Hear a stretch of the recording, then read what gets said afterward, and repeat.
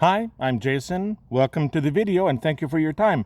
The Oscars are fast approaching and as usual, I've barely seen any of the movies nominated, so I can't judge all of the people up for awards and how well they might have done. Films just take their time getting to Japan. Yet I know from past experience that there are people and films overlooked, people and films that stood out to me among the best of that year, yet they don't make the shortlists. The thing that gets me is when I look at those who have won and compared that with those who were not nominated at all, it just seems unfair. Before I start giving examples, just a quick reminder to leave a like, drop a comment, share this video, and consider subscribing to my channel, the usual YouTube stuff. I know there is a lot of lobbying by studios and individuals, and I am 100% certain that the people tasked with putting the lists of nominees together and the people empowered to vote on the eventual winners have not seen everything out there. So I have to wonder if the choices really represent the best in whatever field they got nominated in. It's not just sour grapes. It's not bitterness that some films or some people I liked didn't get the nod. Well, maybe there is a little of that, but it is more about the inconsistency. I was really happy to see Sinners get so many nominations, since horror is often overlooked for the bigger awards like Best Picture, Best Director, and so on. There are also big noms for Weapons, Frankenstein, so horror is well represented this season. But let's just look at human performances in this video to see where things stand. In the past, The Sixth Sense got 2 acting nominations, Toni Collette and Haley Joel Osment. Jodie Foster and Anthony Hopkins won for The Silence of the Lambs, a film that swept all the majors, but that was more of a thriller with horror vibes than a full-on horror movie, for me anyway.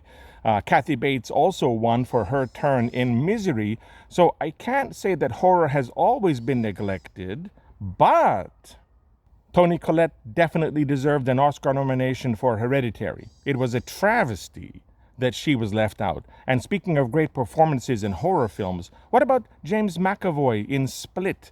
The dude played a guy with 24 different personalities.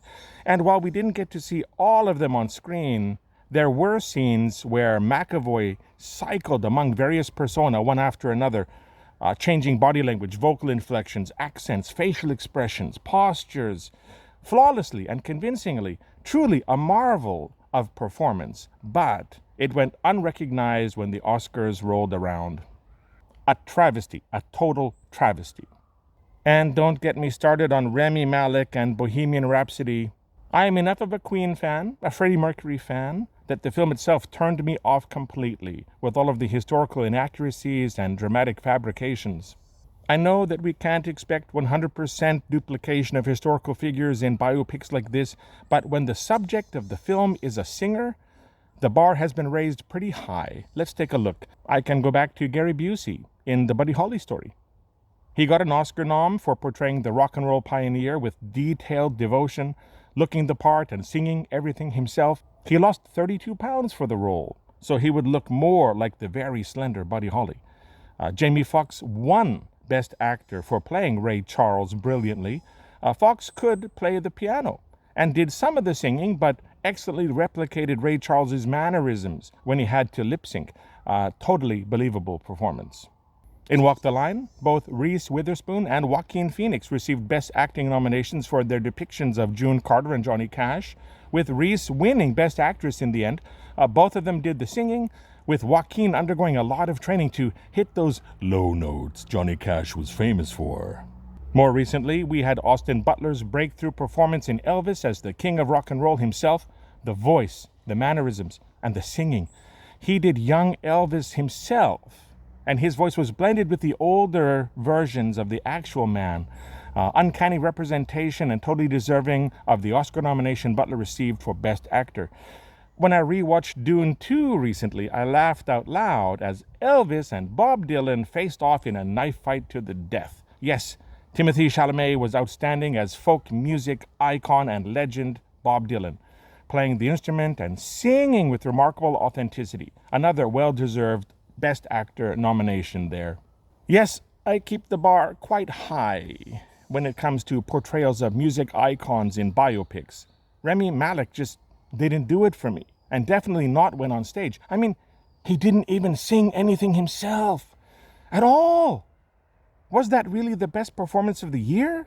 I only feel free to rag on Remy because Taron Egerton virtually channeled Elton John in Rocket Man, and I know that Elton John is still alive and that channel is not the right word, but still, it was a brilliant portrayal in terms of voice and physicality, and most importantly for me, musicality. Taron sang everything himself. He was such a good singer, in fact, that Sir Elton John performed with him on occasion, acknowledging Taron as an outstanding choice to recreate him on the big screen. But nothing at all, no nomination, nothing. Rami Malek won Best Actor and Taron Egerton didn't even get a nomination? Ludicrous. Again, I cry travesty. I don't begrudge Malek his Oscar, but if he won and Austin got nominated and Chalamet got nominated, come on. Consistency, please. Taron deserved better. As I said, I haven't seen everything that came out in 2025, and I definitely haven't seen everything that received nominations. But I'm sure some films, and especially some performances, were overlooked, as usual. So if you're still here watching this video, please chime in. Can you think of other films or people who got completely overlooked by the Oscars this year, not even getting nominated for an Academy Award, or in previous years for that matter? Are there any winners you think were undeserving? From this season's crop, who are your picks? All comments are welcome. And if you enjoyed this video, leave a like to let me know. Share this video if you know anyone who might want to weigh in on this topic. And consider subscribing to my channel for more videos on entertainment topics of all kinds. Everything helps. Thank you for watching. See you next time.